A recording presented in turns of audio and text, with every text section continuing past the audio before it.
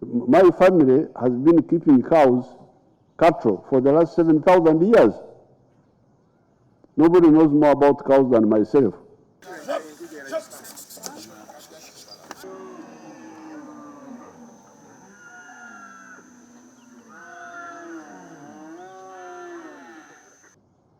But my father, who died some years ago, was not involved in the mining economy for milk until he was almost 80 years old, when we commercialized the milk. Milk was commercialized for the first time in 1989. You can imagine. Since the evolution of man from Homo sapiens sapien into Homo sapiens sapien 4.5 million years ago, my tribe got involved in selling milk as a business for the first time in 1989. You can imagine. 4.5 million years, they were producing only for drinking at home. And you would find the women so fat they couldn't walk. But they didn't know about the market. So my father, who was born in 1916, by 1989, I think he would have been like almost 70 or something. That's when he was able to sell milk as a business for the first time. So all those years, 7,000 years, keeping cows, but not for home consumption, for marriage, for paying for women, for giving as gifts, but not for business, not for making money. But as you know, the milk sector has now become fully commercialized. The milk is produced by the farmers, stored and chilled and transported to the factories, and the production has gone up. We are now exporting quite a bit of milk. And recently I was in Algeria. We have agreed with Algeria to sell them processed powder milk. That's what they like most,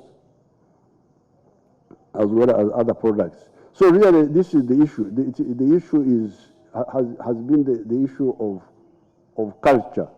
The culture of money and business had not penetrated the society.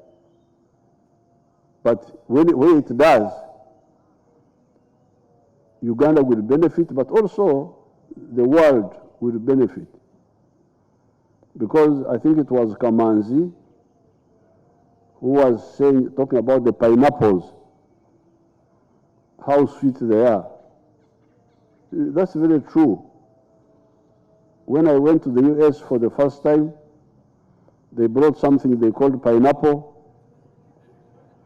from Hawaii. Oh, I'm very sorry for those people. Then my family were living in Sweden when we were fighting here. In 1985, I went there to see them. Then they had something they were calling bananas from Panama. Oh, you really feel sorry for those people. So there is no doubt that once people taste our products, there is nobody who will easily compete with us here. Not only us, even our neighboring countries like Congo, they really have very good products, good products. So it has just been simply the disconnection between our society with the modern money economy and between our economy with the outside world. But as I've said, this disconnection is getting dissolved first by the big population. Because you hear that the population of Africa is now 1.4 billion, it will be 2.5 billion in the next 30 years. And there are people who have all got, many of them have got education. So therefore, the time to talk of exports is now, because the conditions are there. But these are temporary problems, because there are two good things which are happening. Number one, the population is growing. Remember, the population of Uganda at independence, 1962, was only 6.5 million. It is now 43 million. And it will be 100 million in the next 30 years. Now, with a bigger population, competition for economic space increases. You can no longer afford to be laid back, because more people now need access to resources.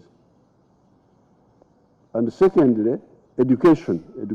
Those people, like the people of the coffee, that coffee group, these are all young people who have got modern education. So therefore, you don't have to panic. The reasons why exports are not so much is because the population had not woken up to understand the importance of exports.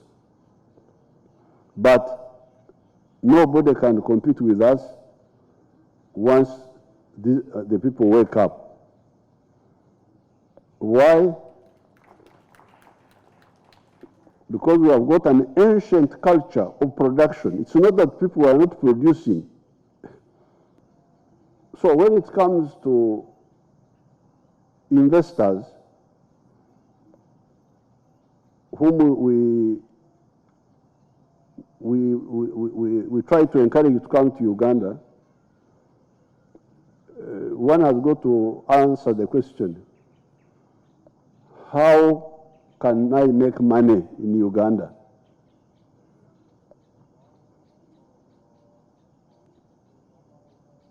What our government has done, as you hear, we have woken our people up to go into the money market for the money production for the first time. If you take, I've told you about milk. Milk, we are producing 200 million liters a year in 1986. We are now producing 5.3 billion liters of milk per year. And we are targeting 20 billion in the next few years. And we shall achieve it, because it's very easy for us here to do so. With the milk, it is from the cow to the table, because we have achieved vertical integration, where the raw material is processed into a finished product. That's what we have achieved it. But we can achieve more cracking of the milk, to crack it, to get more products out of it. There's a little bit of cracking in the form of producing casein, a protein which apparently is used in some foods in the USA. That one we have done, but we can do more of that. baby foods. The other day I saw Mr. Biden having problems with the baby foods. We can help those people here. We can produce all those baby foods. So we need investors for that. The raw material milk is there, and it is increasing. We need now more. We have investors who are producing the powdered milk, the ultra-heated milk, the UHT, the butter, the ghee, the what. We have those, but we need more.